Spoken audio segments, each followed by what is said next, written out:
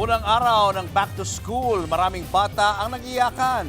Sa ilang eskwelahan, problema raw ang kakulangan ng classroom. Live mula sa Quezon City, nasa frontline ng balitang yan si JC Cosico.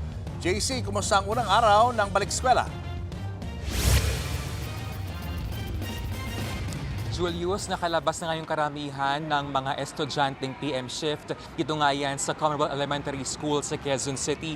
Kasi mayroong 2 shifts dito, isang pang umaga at isang panghapon dahil sa dami ng mga estudyante.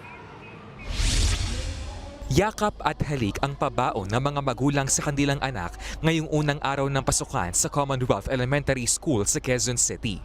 Alas 6 ng umaga kanina, sabay-sabay na nag-flag ceremony ang mga guro at estudyante sa covered court. Pagdating sa kani-kanilang classroom, may mga batang nag-iyakan na, lalo na ang mga kindergarten students. Kaya naman may tips si Ma'am Sara Salamuding sa mga magulang. Hanggat maaari, mga positive lang yung sabihin nila. Huwag nilang gawing parang tigre ba yung teacher. Nagre-remind na ako doon na yung mga bawal nilang sabihin sa mga anak nila. Tulad ng, sige, pag makulit ka, magagalit si teacher. Kasi yun yung isang factor na yung bata matatakot. So sa mindset niya, naku si teacher masungit.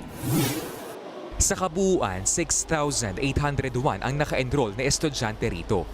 Mayroon itong 110 classrooms na di raw sapat sa dami ng mga estudyante. Kung pinagsama-sama mo yan sa isang ship, parang sardines. Dahil kulang nga ng classrooms. Kaya ang solusyon, shifting. May pang-umaga at panghapong klase. Sa kabuuan, higit 200 guro sa Commonwealth Elementary School ang handa raw ipatupad ang bagong 3-term school calendar. Sa ilalim niyan, mas mahaba ang ilalaang panahon sa bawat grading period para matugunan ang mga sagabal sa pag-aaral, gaya ng class suspension tuwing may kalamidad. Ayon sa principal ng Commonwealth Elementary School, hinanda na ang kanilang mga guro para sa naturang programa. We underwent orientation, sir. It's a good thing may template na provide ng DepEd.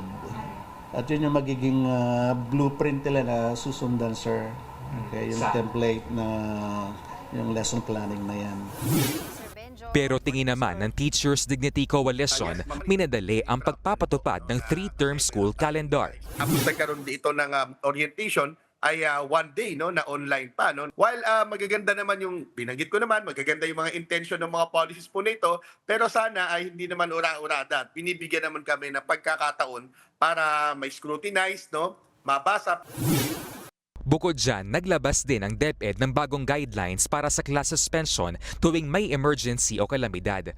Sa Order number 14, may malinaw ng protocol ang mga paaralan. May 1 ang hayo o continue. Dito, tuloy ang face-to-face classes. Level 2 ang hinay o ease-in. Kapag 3 araw nang may emergency, nakamonitor ang DepEd kung paanong maibabalik sa regular na antas. Level 3 ang hinga o check-in kapag umabot paaralan. At panghuli, level 4, hinto o stop. Pansamantalang itinitigil ang pasok dahil mapanganib na. Welcome naman yan sa mga guro at magulang.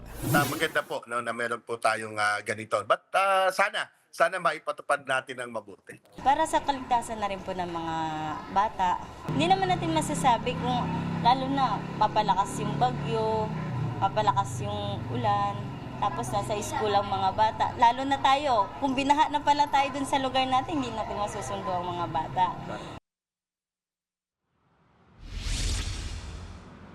Nag-request na nga itong pamunuan ng paaralan sa DepEd na gawing multi-purpose building ang kanilang covered court para nga ma-accommodate itong dumaraming bilang ng mga estudyante. Balik sa inyo. Maraming salamat, JC Cosico. Mga kapatid, Julius Babaw po. Para sa komprehensibo at makabuluhang balitaan at talakayan, mag-follow at mag-subscribe na sa social media pages ng News 5.